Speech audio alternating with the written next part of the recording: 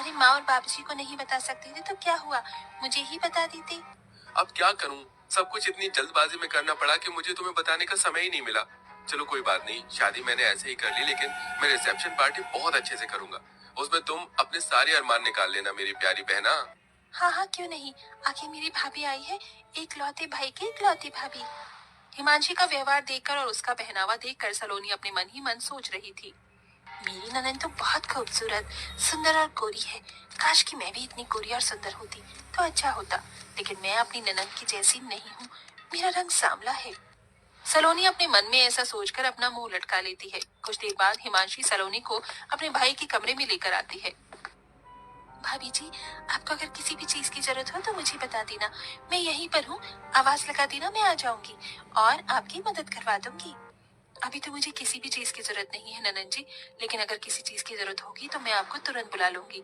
आप चिंता मत करो, आपके अलावा इस घर में मेरा है भी कौन जो मुझे समझ सके। एक भाभी के लिए एक ननन बहुत मायने रखती है, आप तो इस चीज को समझती हो ना। हाँ हाँ क्यों नहीं मेरी प्यारी भाभी, बिल्कुल समझती हूँ। आप चिंता मत करो, मेरे रहते इस घर में आपको कभी किसी चीज की परेशानी होगी ही नहीं। ऐसा बोलने के बाद हिमांशी अपने भाई के कमरे से बाहर आ जाती है। थोड़ी ही देर बाद हिमांशी अपने कमरे में जाती है और एक नया सा सूट पहनकर अपनी भाभी के कमरे में आती है। अरे भाभी, अभी तक आप तैयार नहीं हुई हो, रुको मैं आपको तैयार कर देती हूँ। हिमांशी अपनी भाभी सलोनी को तैयार करने लगती है। तभी सलोनी देखती है कि हिमांशी ने बहुत सुंदर और प्यारा सूट पहना होता है। वो शीशे में अपनी ननद को देखते हुए कहती है, क्या बात है ननद जी, तुम्हारा ये सूट कितना प्यारा लग रहा है, तुम्हारे गोरे रंग पर खिल रहा है। मेरा रंग काला है ना, तो मेरे ऊपर ऐसे कपड़े अच्छे नहीं लगते। मैंने कई बार ऐसे कपड़े देखे हैं, लेकिन मेरा रंग और बेकार लगने लगता है। अरे भाभी कैसी बात कर रही हो आप, ये तो बहुत प्यारा कलर है और ये कलर भी मीडियम है, इसे गाजरी कलर बोलते हैं। आपको पता है ये कलर हर एक औरत के ऊपर जचता है, फिर चाहे वो काली हो या गोरी हो। आपको यकीन नहीं है तो रुको, मैं आपको ये सूट देती हूँ, फिर आप इसे पहनकर देखना, आपके ऊपर बहुत अच्छा लगेगा। हिमांशी अपने कमरे में जाती है और दूसरा सूट पहनकर जो उसने पहना होता है उसे उतार के अपनी भाभी के पास ले आती है। भाभी ये लो सूट। अरे ननन जी, आपको ये सूट मुझे देने की क्या जरूरत थी, रहने दीजिए। अरे क्या हुआ भाभी, आप मेरी भाभी हो, मैं इतना नहीं कर सकती, चलो इसे पहनकर दिखाओ। हिमांशी के ऐसा कहने के बाद सलोनी हिमांशी की बात मान लेती है और सूट पहनकर अपनी ननन को दिखाती है। देखो ननन जी कैसा लग रहा है। पहले तो मुझे लग रहा था कि मेरे रंग के ऊपर ये अच्छा नहीं लगेगा, लेकिन मेरे सामने रंग के ऊपर ये मुझे बहुत अच्छा लग रहा है। हाँ हाँ क्यों नहीं भाभी, आपके ऊपर ये रंग बहुत अच्छा लग रहा है। कलर कुछ नहीं होता भाभी, पहनने का तरीका होना चाहिए। आपके ऊपर ये सच में बहुत अच्छा लग रहा है, आज से आप इसे अपने पास ही रख लो।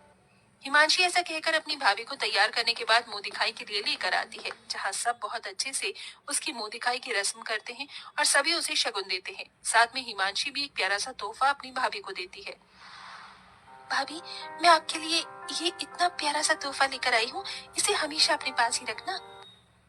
आप तो बहुत अच्छी हो ननन जी, आपका बहुत बहुत शुक्रिया। इस तरह हिमांशी अपनी नई भाभी के आने पर बहुत खुश होती है, लेकिन सलोनी बहुत ही चालाक होती है।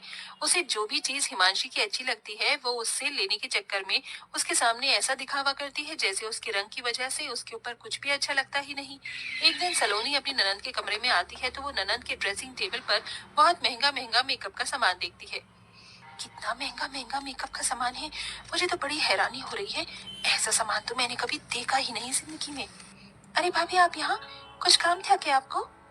नहीं कुछ काम नहीं था, मैं तो बस ऐसे ही आई थी। वैसे ननन जी आपके कमरे में ड्रेसिंग टेबल पर ये इतना महंगा महंगा मेकअप का सामान, वैसे तो मैं भी सोचा करती थी कि मैं मेकअप करूंगी, लेकिन मेरा रंग सांवला है इसलिए मेरे रंग पर पता नहीं मेकअप खिलेगा या नहीं। अरे भाभी आप भी ना कैसी बातें करती हो और सोचती हो, ऐसा कुछ नहीं होता। मेकअप हर चेहरे पर अच्छा लगता है, देखो मैं आपको करके दिखाती हूँ। हिमांशी अपनी भाभी सलोनी के चेहरे पर थोड़ा सा मेकअप करती है तो सलोनी को अच्छा लगता है। तभी सलोनी कहने लगती है, ननन जी बहुत बढ़िया मेकअप है आपके पास, काश कि मेरे पास भी होता। होने की क्या बात है भाभी जी, ये है ना, आप इसे रख लो, मैं अपने लिए और मंगा लूंगी, आपके पास रहे या मेरे पास रहे, कौन सी बड़ी बात है। सलोनी ये सुनते ही खुश हो जाती है। मेरी ननन बहुत अच्छी है, आप सच में बहुत अच्छी हो ननन जी, भगवान ऐसी ननन हर किसी भाभी को दे। ऐसा कहने के बाद सलोनी अपने कमरे में सारा मेकअप का सामान उठाकर ले आती है और उसे अपनी ड्रेसिंग टेबल पर लगाने लगती है। ननंद की सारे सामान पर मेरा ही अधिकार है। मैं उनके पास कुछ नहीं छोड़ूंगी, सब ले लूंगी।